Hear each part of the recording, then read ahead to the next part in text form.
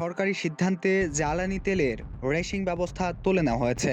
প্রত্যাশা ছিল স্বস্তি ফিরবে জনজীবনে, কিন্তু বাস্তব চিত্র বলছে ভিন্ন গল্প।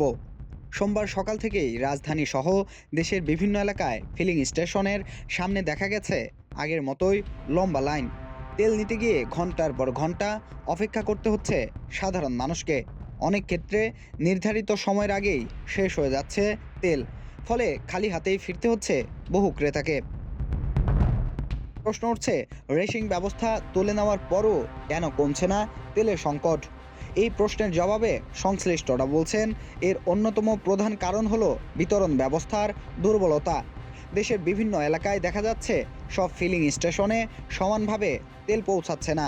ফলে কোথাও দীর্ঘ লাইন, আবার কোথাও কোথাও সম্পূর্ণ শূন্যতা তৈরি হয়েছে। সংশ্লিষ্ট সূত্র জানায়, সরবরাহ চেইনে সমন্বয়ের অভাবের কারণে অনেক ডিপো থেকে সময়মতো তেল ছাড়া হচ্ছে না।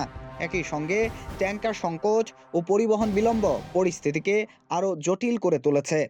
এছাড়াও অঞ্চলভেদে তেল বন্টনে বৈষম্য স্পষ্ট। শহরের কিছু পাম্পে তেল থাকলেও পাশের এলাকাগুলোতে তীব্র সংকট দেখা যাচ্ছে। এছাড়াও পর্যাপ্ত তদারকির অভাব ও রিয়েল টাইম তথ্য না থাকায় কোথায় ঘাটতি এবং কোথায় অতিরিক্ত তা দ্রুত শনাক্ত করা সম্ভব হচ্ছে না। এ অবস্থায় জরুরি পরিস্থিতি মোকাবেলায় কার্যকর পরিকল্পনার অভাবও বড় একটি কারণ হিসেবে দেখা দিয়েছে। বিশ্লেষকদের মতে, বিতরণ ব্যবস্থায় স্বচ্ছতা ও সমন্বয় না বাড়ালে রেশিং তুলে নেওয়ার সুফল পাওয়া যাবে না, বরং ভোগান্তি আরও বাড়ার আশঙ্কা রয়েছে। এদিকে ফিলিং স্টেশনে তেল না পাওয়ার অভিযোগ থাকলেও জ্বালানি তেলের সরবরাহ ও বিক্রি বেড়েছে বলে জানিয়েছে বাংলাদেশ পেট্রোলিয়াম কর্পোরেশন। সংস্থাটির তথ্য অনুযায়ী রেশিং তুলে নেওয়ার পর প্রথম দিন রোববার জ্বালানি তেলের বিক্রিতে উল্লেখযোগ্য বৃদ্ধি দেখা গেছে। স্বাভাবিক সময়ের গড় বিক্রির তুলনায় ডিজেল, অকটেন ও পেট্রোল তিন ক্ষেত্রেই চাহিদা বেড়েছে।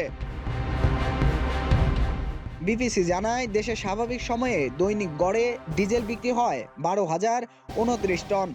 রেশিং চলাকালে দৈনিক সরবরাহ ছিল 9,000 টন। তবে রেশিং প্রত্যাহারের পর রোববার ডিজেল বিক্রি হয়েছে 16,164 টন, যা গড় বিক্রির তুলনায় 4,135 টন বেশি। একই চিত্র দেখা গেছে অকটেন ও পেট্রোলের ক্ষেত্রেও। সাধারণ সময়ে অকটেনের দৈনিক গড় বিক্রি 1,217 টন হলেও রোববার তা বেড়ে দাঁড়ায় 1,698 টনে। আর পেট্রোলের গড় বিক্রি 1,427 টন থেকে বেড়ে 1,712 টনে পৌঁছেছে।